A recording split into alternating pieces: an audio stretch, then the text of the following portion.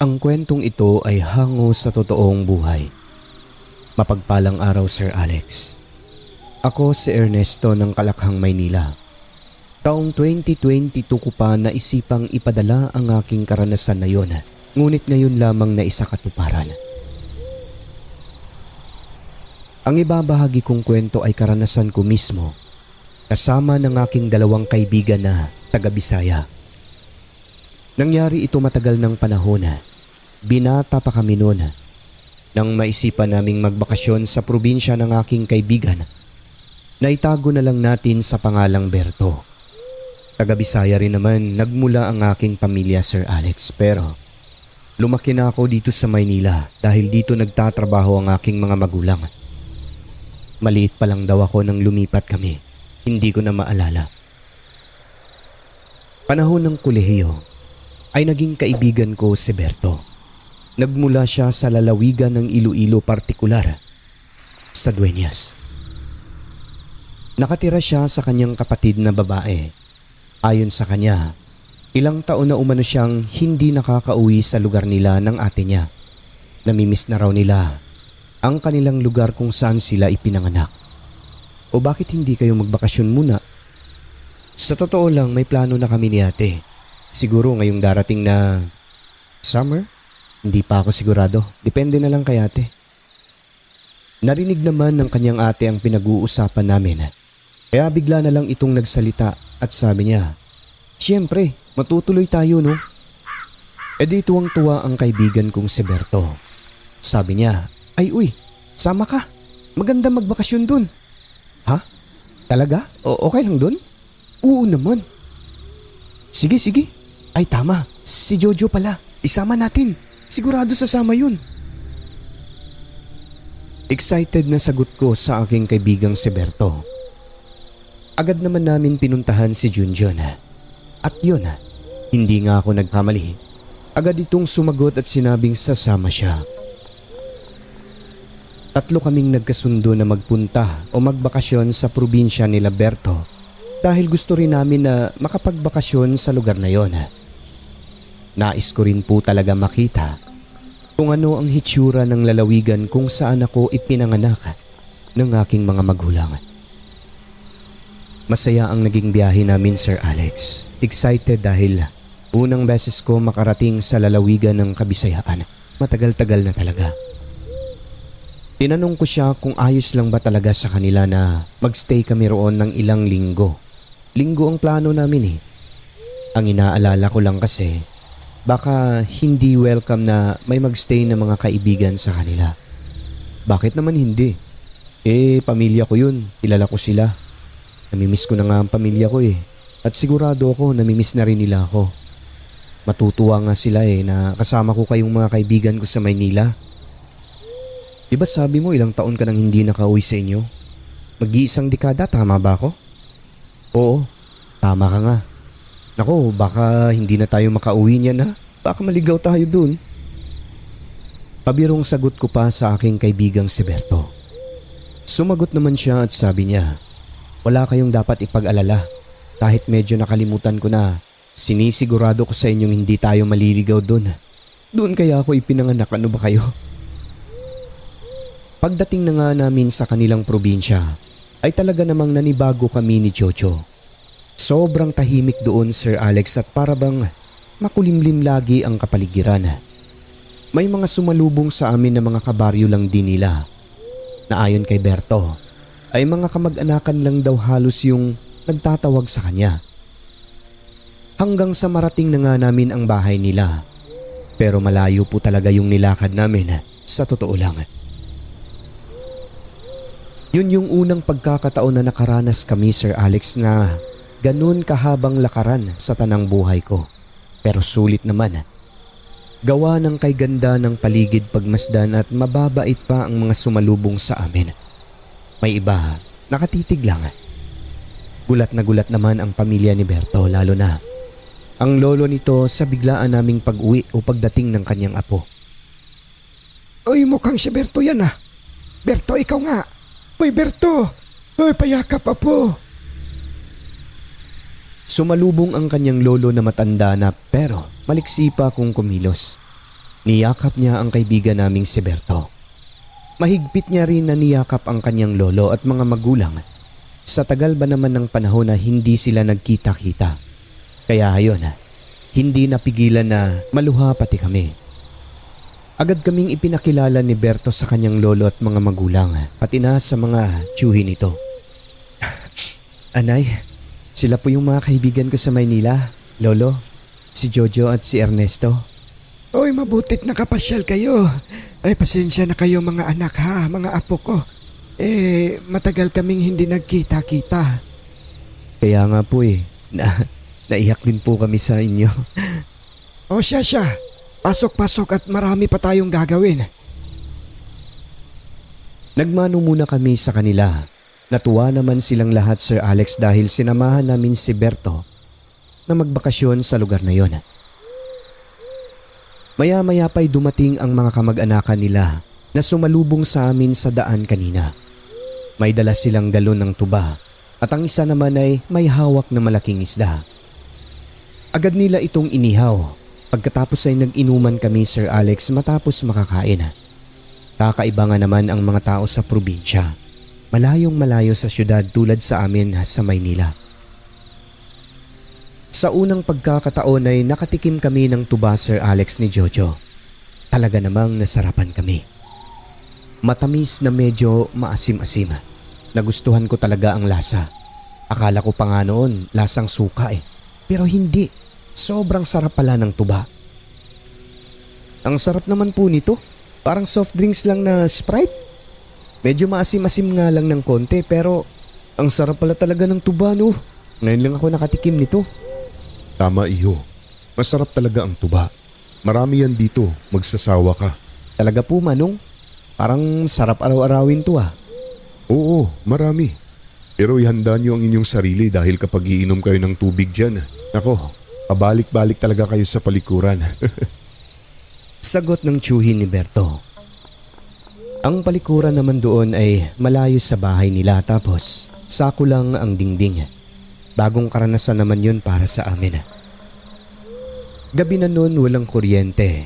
Ang ingay ng mga insekto sa paligid. Lampara at sulo lamang ang aming gamit doon kaya limitado talaga ang naaabot ng liwanag at ang nakikita namin sa palibot. Nakailang galong tuba na kami noon. Hindi pa rin kami masyadong nalasing. Yun nga lang, busog na busog. At pabalik-balik kami sa palikuran. Sa kalagitnaan ng aming pag-iinom ay naging seryoso ang usapan namin. Mga payo, mga paalala tungkol sa mga hindi dapat gawin habang naroroon umano kami sa kanilang probinsya. Kami naman magkakaibigan, tahimik lang na nakikinig sa tiyuhin at lolo ni Ernesto. Ang sabi ng tiyuhin ni Berto, Kayong dalawa na kaibigan ng aking pamangkin. Mag-iingat kayo sa lugar na ito. Hindi pwedeng kayo-kayo lang na babiyahe dito. Pero bakit naman po? Tanong ko sa kanya. Sapagkat may mga bagay na hindi maipaliwanag ng siyensya. Mga kababalaghan. Alam ko wala sa Maynila yan. Siguro kung meron man, iilan lang ang maniniwala dyan. Ano po yun, tiyo? Binanggit na nga nila ang tungkol sa mga aswang. Nagkatinginan pa kami ni Jojo noon ng pasimple at muntik pang matawa. Kasi nga, katanda-tanda na nila naniniwala pa rin sa mga aswang. Ngunit pinigilan namin ang aming sarili upang hindi makabastos. Baka mamaya magagalit sila at hindi na kami makauwi sa amin. Bigla na lang sumagot ang isang kamag-anak ni Jojo at sinabing, "Totoo yan mga iho. Kung gusto nyo pang makabalik sa Maynila, makinig kayo. Sundin nyo ang mga payo namin at siguradong ligtas kayo." Seryosong wika nito. Ngunit, hindi umepekto sa amin ni Jojo yon. Hindi kami natakot kasi nga, ang nasa isip namin dalawa, ginugood time lang kami ng mga tiyuhin niya. Ngunit maya-maya lang ay parang nahalata ng lolo ni Berto na hindi kami naniniwala ni Jojo kaya bigla itong nagsalita at sinabi nga, Hindi kami nagbibiro mga iho. Kaya namin sinasabi sa inyo ito ay dahil mga kaibigan kayo ng aming apo. Kung ano ang mangyari sa inyo dito, kami ang masisisi. Lalo na itong apo ko dahil siya ang nagdala sa inyo rito. Kaya responsibilidad din namin kayo. Makinig lang. Wala namang mawawala sa inyo eh. Sumagot naman si Berto at sinabi niya, tama si Lolo Ernesto, Jojo. May mga aswang talaga rito. Hindi ko lang sinasabi sa inyo noon ang mga kwentong ganyan dahil ayokong pagtawanan ninyo ako. Iba kasi ang paniniwala ng mga taga-syudad sa mga tulad naming taga-probinsya. Seryosong wika ng aming kaibigan. Sabi naman ng kanyang isang tiyuhin, Huwag ninyong gawing biro ang tungkol sa bagay na ganyan dahil ang mga aswang ay hindi marunong magbiro. Kapag napagdesisyonan kayong katayin, kakatayin talaga kayo. dito na kami sumeryoso Sir Alex pero nandyan pa rin yung hati ang paniniwala. Dagdag na sabi pa ng kanyang tiyuhin, ang may papayo ko lang sa inyong tatlo dahil itong si Berto matagal na rin itong hindi nakauwi rito eh. Marami nang nagbago sa lugar na ito. Mas lalong dumami ang mga aswang sa baryo na gumagala tuwing kabilugan ng buwan. Lalo na ngayong papalapit na ang panahon kung kailan tagutom nila. Ayon sa kwento ng lolo ni Berto, sa isang taon daw ay meron silang tinatawag doon na tagutom. Yun yung araw ng fiesta sa baryo na yon. Aktibo umano ang mga aswang. Naghahanap ng kanilang pwedeng ihanda pagsapit ng fiesta. Kaya mahigpit nilang bilin sa aming magkakaibigan na huwag kami basta-basta magtiwala sa mga tao na aming nakakasalamuha. Huwag din daw tatanggap ng kahit na ano mula sa kanila at higit sa lahat iwasan namin ang magpagabi sa labas. Dapat daw pagkagat ng dilim ay nasa loob na kami ng bahay upang malayo sa kapahamakan. Sumang-ayon naman po kaming tatlo sa mga ibinili nila. Okay lang naman daw kung marami kami. Gaya ng gabi na yon na siguro nasa mga 8 kaming nagiinuman sa labas ng bahay nila. Habang pinag-uusapan ang tungkol sa mga aswang, noong una, hindi talaga kami sang-ayon pero noong huli, ay napagkasunduan namin na sundin na lang total. Wala namang mawawala. Bandang mga 10:00 pasado ng gabi ay natutulog na kami noon sa kwarto. Tapos na ang inuman 9:00 pasado. Habang nakahiga, hinihintay ang paghiwalay ng diwa. Bigla akong nakarinig ng kaluskos. Sa umpisa hindi ko makita, hindi ko mahanap kung saan ito. Iginala ko ang aking paningin ngunit limitado lang ang aking nakikita gawa ng sobrang hina ng lampara na nasa loob ng kwarto namin. At dahil nakakairita na ang pagkaluskos na yon, mas lalong hindi ako inaantok ay kinuha ko na ang lampara, hinanap ko kung saan nagmumula. Doon pala sa may dingding, sa may paanan namin. May maliit na butas doon. Pag-angat ko sa lampara ay may nakita akong mabalahibo na inisip ko na lamang na isang daga. Baka lumusot lang palabas. Sabi ko pa, daga lang pala. Akala ko kung ano na. Pero nang tignan ko ulit ang butas na yon, Sir Alex, habang nakahiga na, kinilabutan po ako dahil may nakita po akong sumilip doon. Hindi ko alam kung anong nilalang. Pero kitang-kita kong malaking mata ito na lumiwanag pa. Pero bigla rin siyang umalis nang makita niyang tinitignan ko siya. Alam kong hindi yun daga, sabi ko sa aking sarili. At hindi ako namalikmata. Sa tansya ko kasing laki siya ng mata ng tao. Pwede rin naman na sa aso. Basta, lumiwanag ito at siguradong hindi siya daga. Sa totoo lang, Sir Alex, nakaramdam na ako ng pagkabigla noon at takot. Napaatras ako. Ginising ko pa si Jojo. Sabi niya, "Oh, bakit?" "May kung anong nakita ako dyan sa butas." Gising din pala ang kaibigan naming si Berto. Imbis na maniwala, kinantsawan pa nila ako. Sabi matulog na raw, maghahating gabi na. Ang nasa isip ko talaga ng mga sandaling yon, Sir Alex, baka may aswang sa pamilya nila.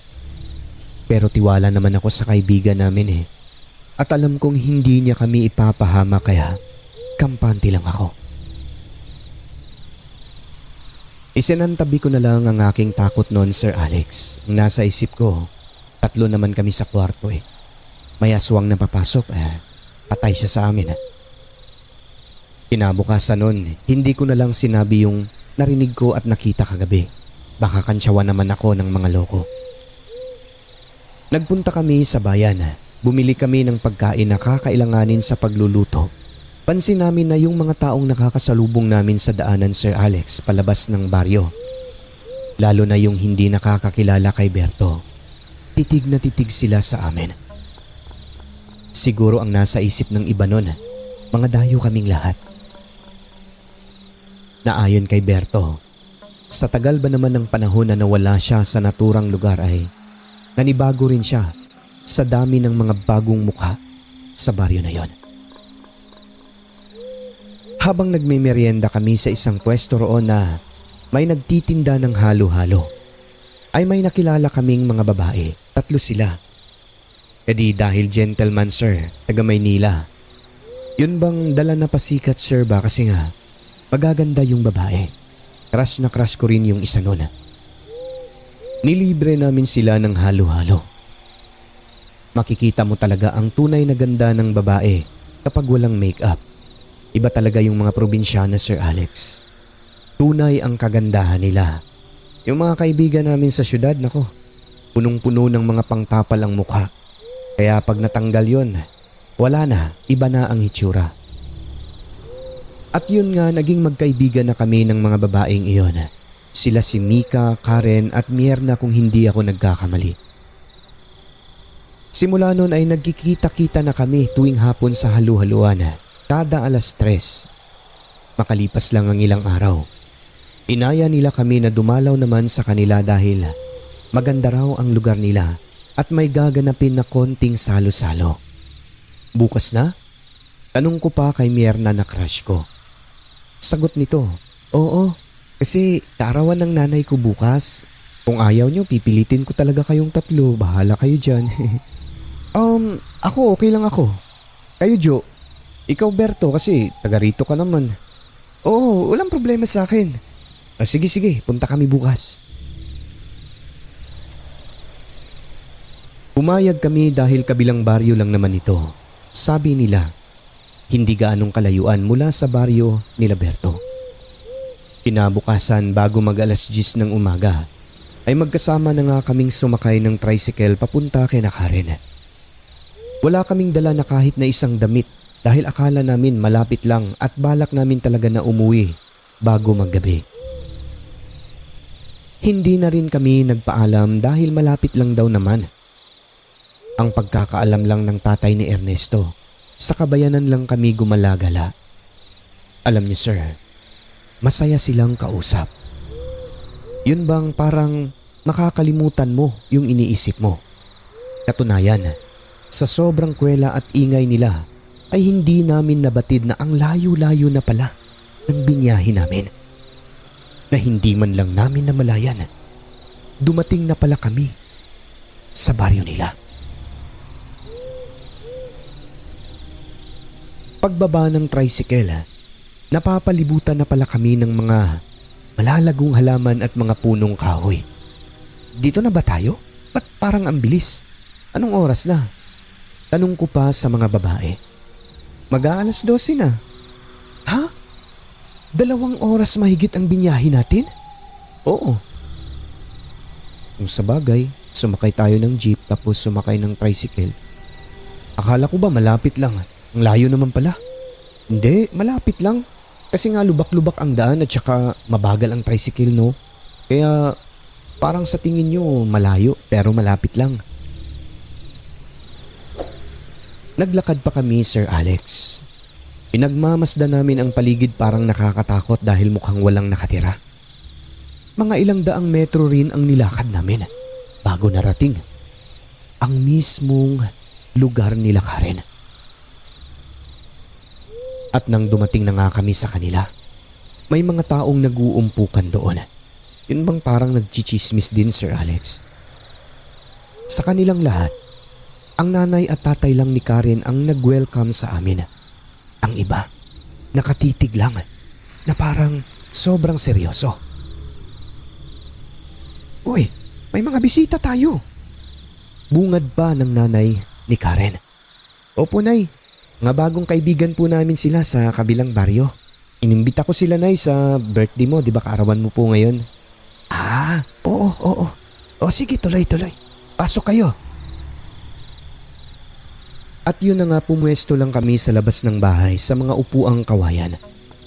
Habang nakaupo, nagpapahinga, ang sabi ni Karen at Mika, huwag daw kaming mailang sa mga ikinikilos ng mga tao na naroroon sa aming mga likuran dahil ganun lang daw talaga sila kapag may bisita na taga-syudad. Nagiging ignorante na rin daw karamihan sa mga matatanda sa kanila dahil hindi na bumababa ng bayan. Hindi namin pinansin yon, Sir Alex. Ang pinakapakay ko lang talaga noon ay malaman ang bahay nila Karen dahil may pagtingin nga ako sa kanya. Si Jojo kay Mika. Si Berto naman ay kay Myrna. Sumama kami sa kanila upang makilala namin sila ng lubusan. Maya-maya pa'y dumating ang tatay ni Karen na may dalang tuba. Tinawag kami at yon, hindi na makatanggi. Nag-inuman kami ng tuba pero matagal pa dumating ang pulutan na mga inihaw na manok na parabang ngayon lang kinatay. Eh di ba kung may birthday, dapat may pagkain ay. So doon pa lang ay medyo nagtataka na ako. Nang maubos na ang isang galong tuba, ay nagpakuha na naman ang tatay ni Karen. Nasa mga 5 galon yun. Ang dami. Maya-maya pa, nagpakitang gilas ito sa amin. Kumuha siya ng tubig, nagmumug. Pagkatapos ay parang nagsasalita siya ng hindi namin maintindihan. Kasunod nun, ibinulong niya sa papel. Maniwala po kayo o hindi, bigla na lang gumalaw ang papel na akala mo may buhay. Sa buong buhay ko, Sir Alex, unang beses kong makakita ng isang bagay o yung papel na ginuhitan lang ng formang tao na masasabi ko talagang kababalaghan. E paano kasi? Ilang ulit itong pinahawakan sa amin isa-isa. Wala talagang sinulid pero gumagalaw siyang mag-isa. Sa pamamagitan lang daw iyon ng kanyang bulong, nagagawa niyang pagalawin ang mga bagay-bagay at yung papel na yon. Sino bang taga-syudad na hindi magulat? Nanlalaki talaga ang mata naming tatlo. At eto pa, Sir Alex, nagpakitang gilas na rin ang nanay ni Karen. Ganun din, may mga orasyon itong ibinubulong sa mga papel. Nagagawa nilang mapagalaw. Grabe, kinilabutan kami, Sir Alex. Halos lahat pala sila roon ay marunong ng ganun. Maging ang 3 babaeng nakilala namin. Ang tawag daw doon, itim na mahika. Napailing na lamang kami at sabi ko ba, grabe, totoo pala talaga itong mga ganito. Sa duenyas ko lang nakita. Sir, sa isip ko lang yun sinabi. Pero alam mo, sumagot ang tatay ni Karen at sabi niya, oo naman, totoo ang mga ganito. Biglang tawa si Karen at yung 2 babae kasi nga, yung mga reaksyon namin manghang-mangha talaga kami, sir.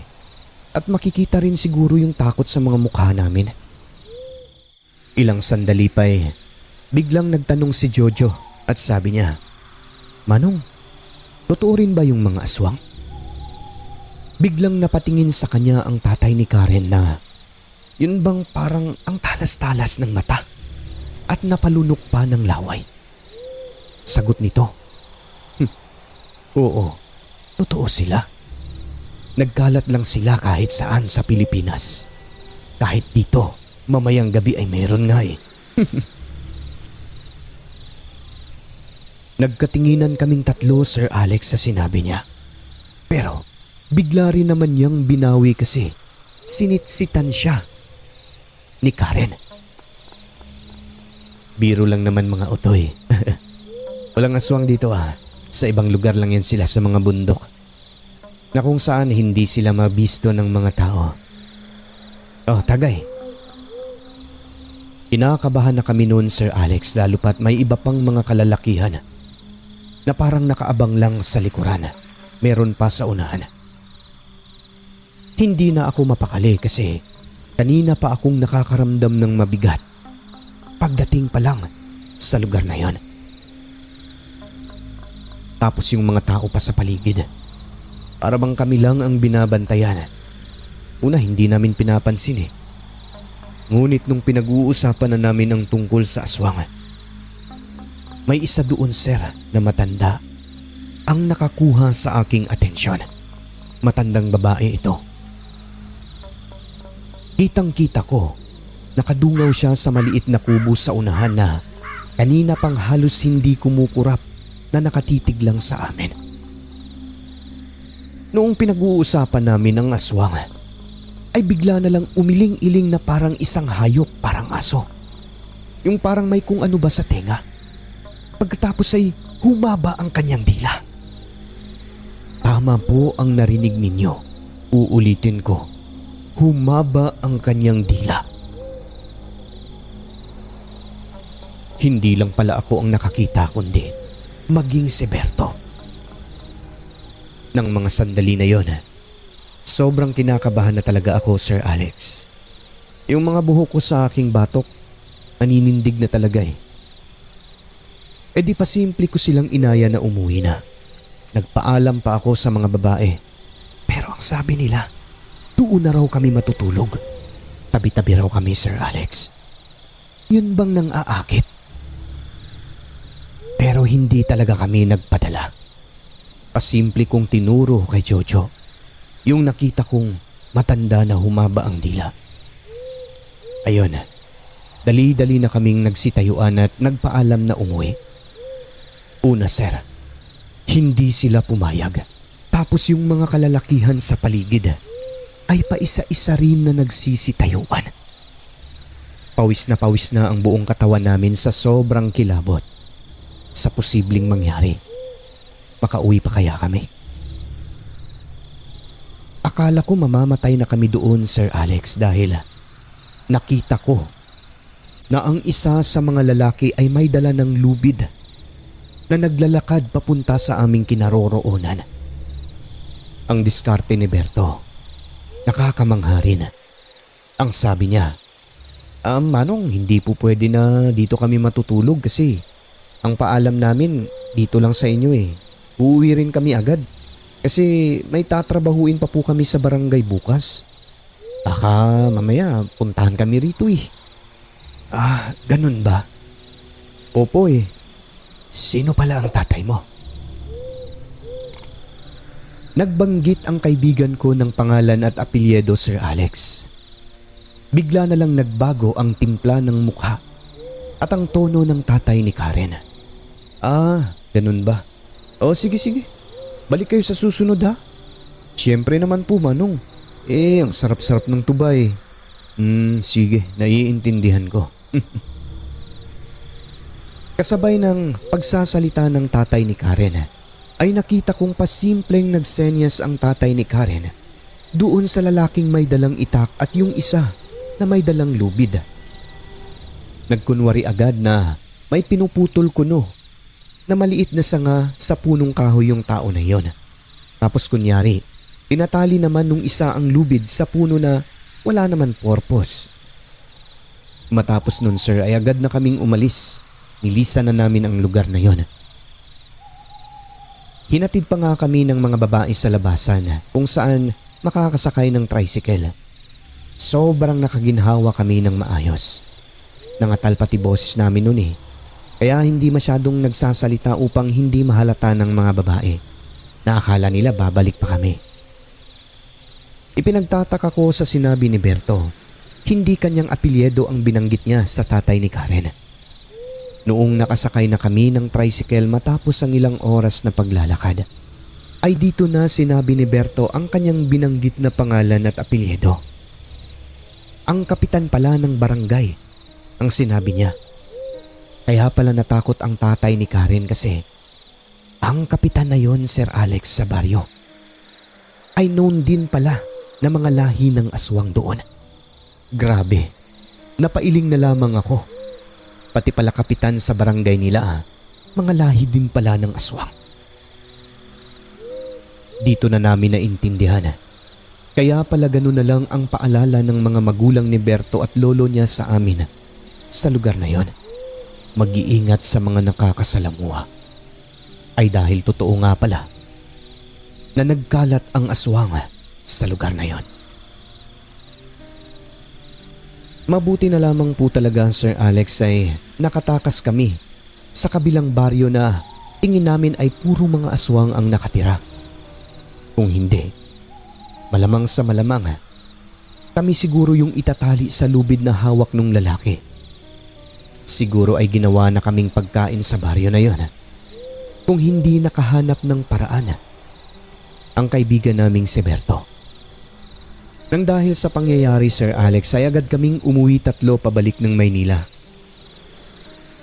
Pati si Berto na taga roon, natakot din talaga sa experience namin na yon. Na kung hindi siya nakahanap ng paraan, malamang sa malamang, wala na kami ngayon.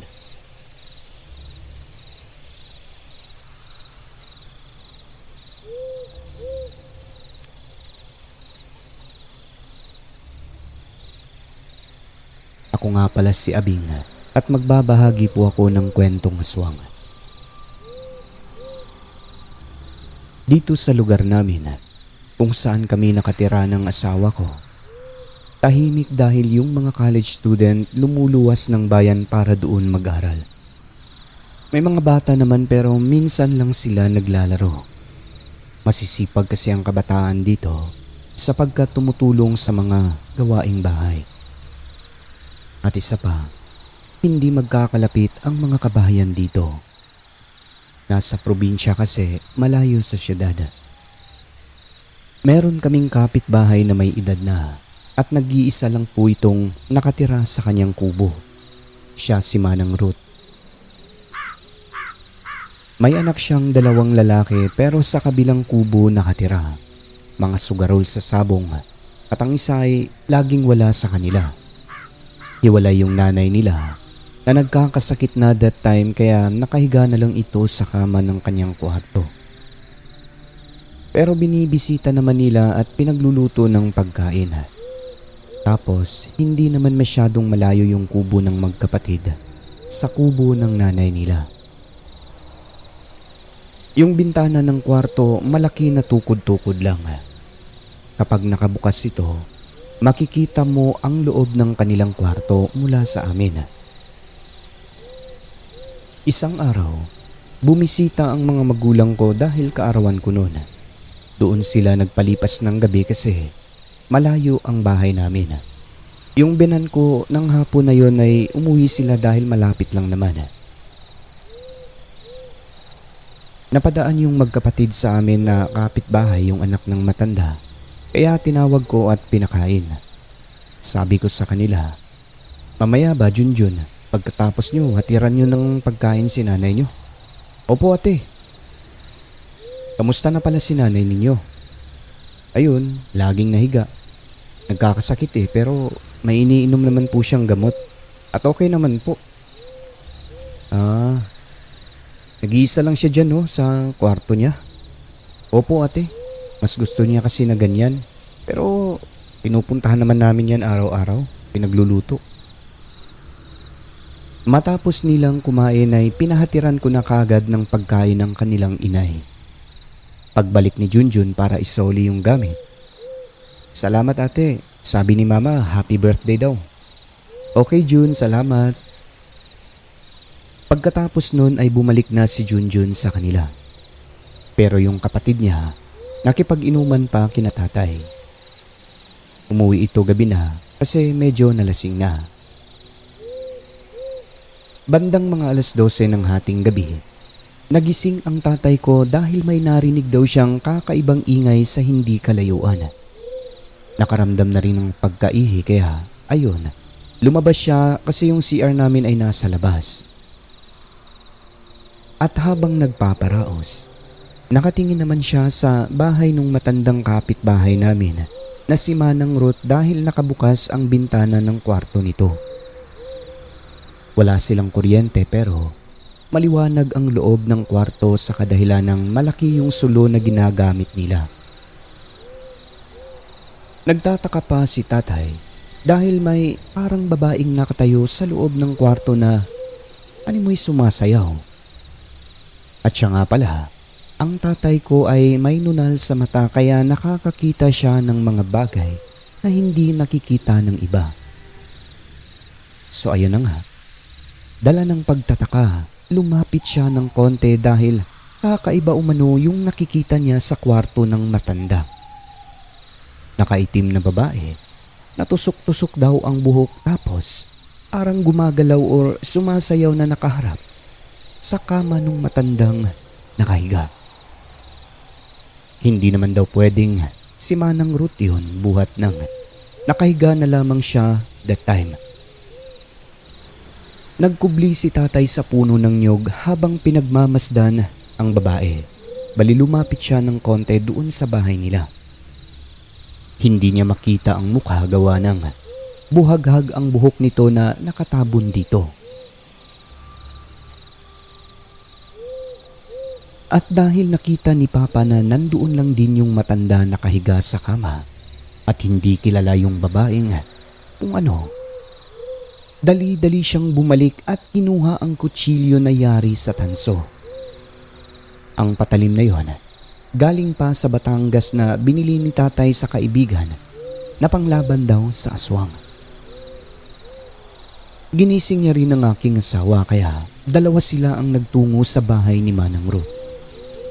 Ang dala naman ni Ading, yung kutsilyong mahaba na ginagamit niya sa pangtadtad sa kusina. Puntahan mo mga anak ni Ruth. Magmadali ka. Opo, itay. Agad namang nagpunta ang mister ko sa kabilang kubo at tinawag niya ang dalawa. Si tatay naman ay nilapitan ang kubo ni Manang Ruth ng dahan-dahan at pagdating sa mismong bintana nito, sinita niya ang babaeng nakaitim. Sino ka? Anong ginagawa mo? Nagulat at nanlaki ang mata ni tatay dahil yung babae sir ay nakalutang pala sa loob ng kwarto. Tas parang may ginagawa siyang ritual sa matanda na nooy tulog pa din sa kama nito. Bagaman nakaramdam siya ng takot kasi nga aswang ang nasa loob. Pumasok pa rin si tatay sa bintana dumaan para labanan ang aswang. Nang mga sandali na yon, paparating na rin ang mister ko at mga anak ni Manang Ruth.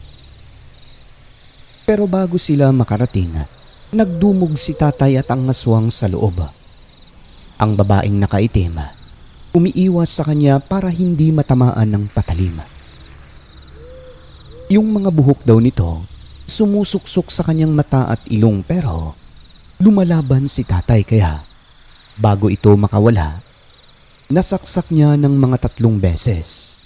Pagkatapos, dumiretso sa bintana na nakalutang. Kita niyo yung balon na pinakawala na. Parang ganun daw na lumutang ang aswang hanggang sa maglaho ito sa ibabaw. Hinabol pa nila pero hindi na naabutan. Yung nanay naman ng dalawa, naghihinalo na sa loob. Parang wala na itong dugo dahil sobrang putla. Tinanong ng mga anak kung ano ang nangyari. pero hindi na siya sumasagot. Hanggang sa tuluyan po itong nanagutan ng hininga. Nang dahil sa pangyayari ay nag-usap-usap sila. Sabi ni tatay, "Nasaksak ko yun. Tignan niyo ang kutsilyo. May likido pa. Mga 3 beses ko nasaksak ang aswang na yun."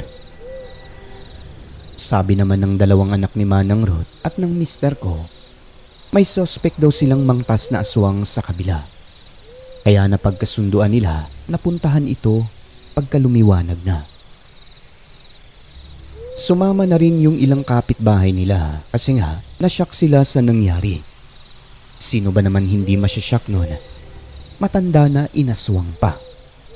Tapos, namatay talaga. Mga 5 silang nagtungo sa bahay ng matanda sa kabilang purok na kung saan sobrang liblib ang piniling tirahan. Pagdating doon, yung lalaki ang humarap sa kanila. Ang asawa nung sinasabi na mangtas na aswang. Tinatanong nila ito, "Nasaan ang asawa mo, Manong? Gusto lang namin makausap sana." "Anong pakay ninyo?" "May tatanong lang po." "Pasensya na, hindi pwede. May sakit ang asawa ko. Hindi siya makakalabas. At ilang araw na siyang nakahiga sa kwarto."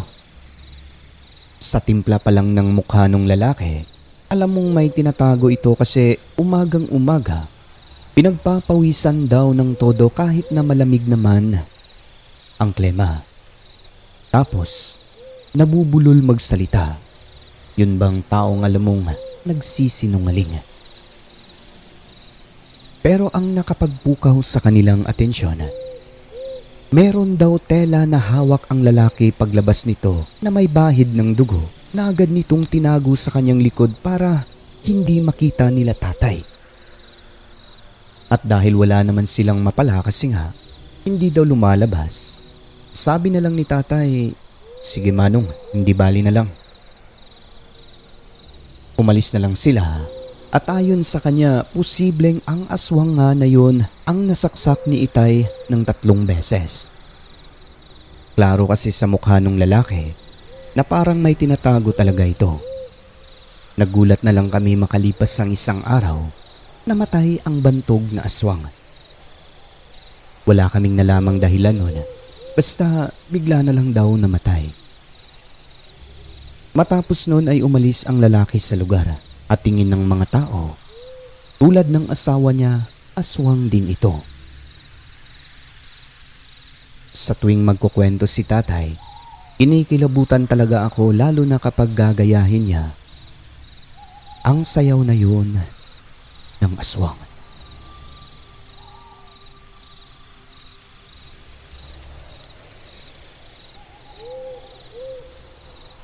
Karanasan naman po ito ng aking mister nung bata pa siya, elementary days. Nang mga panahon na yon, wala silang TV. Nakikinood lang silang magkapatid sa kapitbahay na sobrang layo. Dati wala pang ilaw dahil magubat pa ang lugar kaya kung gusto mong manood, kailangan mong mag-effort. Maglalakad ka pa papunta sa kapitbahay na pagkalayo-layo. Adik na adik daw si Mr. dati na manood ng TV kasi wala yun sa kanila. Kaya pumupunta talaga siya kahit na mag-isa. Pero kadalasan, kasama naman niya ang kapatid. Madilim ang dinadaanan nila dahil wala pang kuryente noon. Ang ginagamit nilang ilaw sa daan, kung wala ang buwan, yung dahon ng niyog na pinabilog tas sisindihan. So, eto na nga po.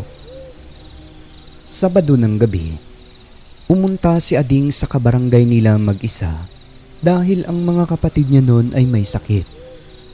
Nag-iisa siyang naglalakad dahil adik na daw siya noon sa palabas tuwing 8:00 ng gabi.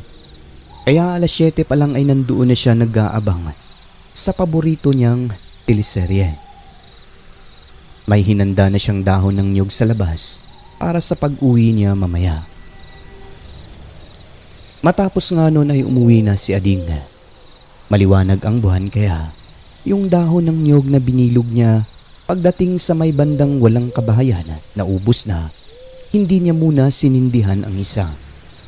Kita naman kasi ang kalsada dahil sobrang liwanag ng buwan. Ultimo anino niya, kitang-kita. Ang kinatatakutan niya daw noon, baka humiwalay yung anino niya. Pagdating sa may maisan kung saan, sa bandang unahan lang noon, may bahay na may nakatirang buntis. May narinig siyang malakas na pagaspas ng pakpak. Pagtingala niya, may nakita siyang isang malaking ibon, pero figurang tao na sumentro pa sa buwan. Ang laki raw talaga nito at mabagal ang usad. Sentrong-sentro sa bahay ng buntis at paikot-ikot lang sa ibabaw. Inilabutan si Ading noon, parang binuhusan ng malamig na tubig kasi tao daw talaga at kasing laki ng tao na may pakpak ang nakikita niyang paikot-ikot sa ibabaw. Kahit papaano'y nakikita niya ang figura kapag masentro sa buwan. Pakiramdam niya ng mga sandaling iyon, lahat ng balahibo niya sa katawan ay nagsitayuan. Aniya, mabuti na lang daw at hindi niya muna sinindihan ang isang dalang dahon ng nyog. Kung hindi, makikita daw siya ng aswang at baka siya ang puntiryahin. So ang ginawa ni Ading, dali-daling nagkubli sa puno ng nyog habang pinagmamasdan ang nilalang na lumilipad. At sa kadahilan ng paikot-ikot lang ito sa ibabaw, hindi na siya dumiretso sa usual na dinadaanan nila sa halip. Dumiretso siya sa ilog. Mas malapit naman kung tutuusin doon, kaso nga lang mababasa talaga damit mo dahil walang tulay. Buti na lang at hindi tagbahan ng time na yon, kasi kung nagkataon na hindi talaga siya makakatawid. Kaya ayon, pumaripas na si Ading ng takbo nang walang lingon-lingon hanggang makarating sa bahay nila. Takang-taka naman ang tatay at nanay niya kasi binangga niya ang pintuan tas padabog ang pagkasara. Humahangos tapos hindi sumasagot habang tinatanong. Naikwento niya lamang ito noong makainom na siya ng tubig. At yun nga, nakakita daw siya ng taong may pakpak at lumilipad sa bubong ng kabarangay nilang may buntis. Sabi naman ni nanay, yun ang napala niya kasi nga gabi na umuwi. Nakapanganak naman daw po yung babae. Nalaman din nila na inaaswang daw ito sa timbre ng isang magsasaka na gumawa ng kubo sa tapat ng bahay nila.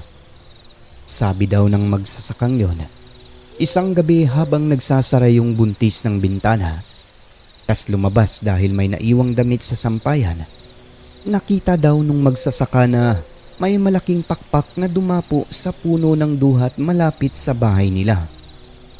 Tulad kay Ading, na sentro din sa buwan yung pakpak kaya nakita ng magsasaka na figurang tao daw kaya nagtimbre siya at sinabihan ng mag-asawa na mag-iingat dahil may aswang. Kaya nung malapit ng manganak, umuwi daw yung babae sa lugar nito hanggang sa makapanganak. Si Ading naman, matapos noon ay matagal din silang hindi pumupunta sa mga kabaryong may TV sa takot na baka makita ulit yung aswang. Na baka sa susunod, sila naman ang puntiryahin. Yun ang isa sa hinding-hindi makakalimutang karanasan ng aking Mr. Sir Alex sa lugar mismo nila. May mga bantog kasi na aswang na pagala-gala sa lugar nung panahon.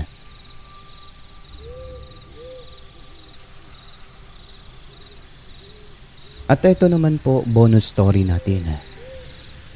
Ang aswang ay totoo, hindi katang-isip. Tulad na lamang ng karanasan ng isa pa nating tagapakinig na si Sir Fernando Pasyon. Meron po siyang comment sa video natin na may pamagat na maliliit na tao. So ito po yung kanyang naging karanasan. Noon sa 171A Bonifacio Street, Barangay Kabayan, San Juan, alas 12 ng gabi, gumalaw ang aking kwintas. Pagsilip ko sa bintana sa bubungan, nasa may puno ng tambis, nakita ko malaking lalaki na may pakpak. Sabi niya, "Magandang gabi po." Sagot ko naman, "Ano pong pakay ninyo?" Sa isip lang kami nag-uusap, walang boses. Sabi niya, siya daw si Impo, taga Ilocos.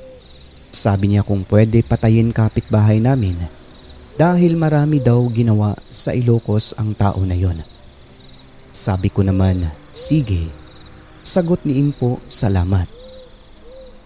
Alam ninyo, pumasok siya sa bahay namin kahit sarado ang bintana. Tapos sa ayon sigawan na sa loob ng bahay. And then lumabas si Impo at sabi niya, "Salamat.